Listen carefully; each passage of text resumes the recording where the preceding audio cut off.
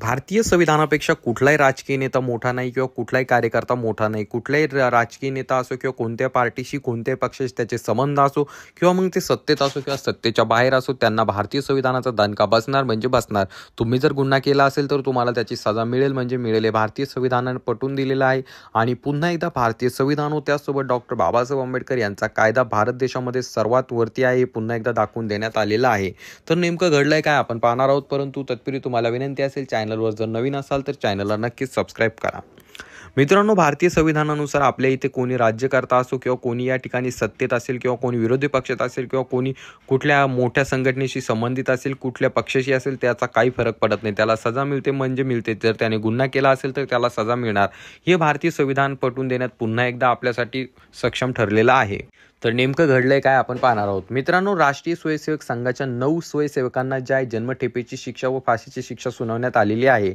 केरळच्या थलासरी न्यायालयाने हा निर्णय मंगळवारी दिलेला आहे.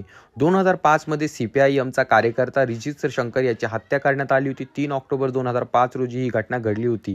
या प्रकरणात ज्या न्यायालयाने 9 स्वयंसेवकांना ज्या थेट जन्मठेपेची शिक्षा सुनावलेली आहे. तर नेमकं प्रकरण काय आहे मित्रांनो, रिजित शंकर याची हत्या 2005 मध्ये करण्यात आली होती. रिजित हा जो आहे डाव्या विचारसरणीचा कार्यकर्ता होता.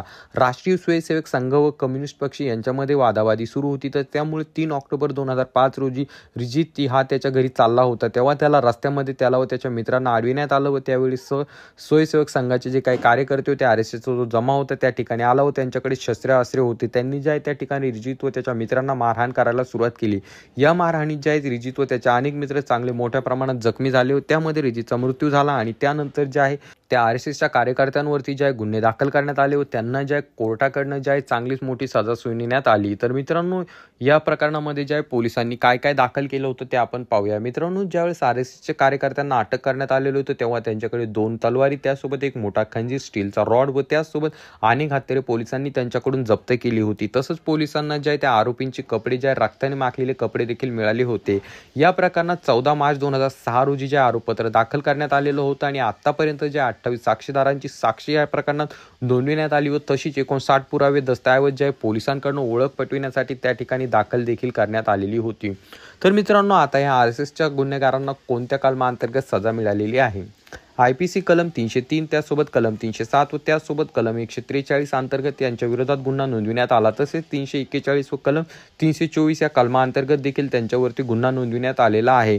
या सगळ्यांना जे आहे 4 जानेवारी या दिवशी अतिरिक्त जिल्हा सत्र न्यायालयाने दोषी ठरवून त्यांच्यावरती जे आहे त्यांना जे आहे या ठिकाणी सजा सुनावलेली आहे. या प्रकरणात एकूण 10 जण सहभागी होते, परंतु एका जणांचा मृत्यू रस्ते अपघातामध्ये झाल्यामुळे या ठिकाणी 9 जण उरले होते. तर त्यांना जे आहे जन्मठेपेची शिक्षा जी आहे कोर्टाने सुनावलेली आहे. तर मित्रांनो, यावरून पुन्हा एकदा सिद्ध होतं आपल्या इथलच्या न्यायव्यवस्थेमध्ये जे आहे त्यांच्यामध्ये पक्षपातीपणा केला जात नाही. मग तो कुठल्या जातीचा, पक्षाचा, कुठल्या धर्माचा असेल तरी त्याला सजा मिळणार म्हणजे मिळणार. जर तुम्ही गुन्हा केला तर तुम्हाला एक ना एक दिवस सजा मिळणार हे जे आहे दाखवून दिलेलं आहे. जरी तुम्ही सत्तेत असलेल्या पक्षाशी संबंधित असाल किंवा तुम्ही कुठल्या मोठ्या संघटनेशी संबंधित असाल तरी देखील तुम्हाला सजा मिळणार. हे जे आहे भारतीय न्यायव्यवस्थेने पुन्हा एकदा दाखवून दिलंय.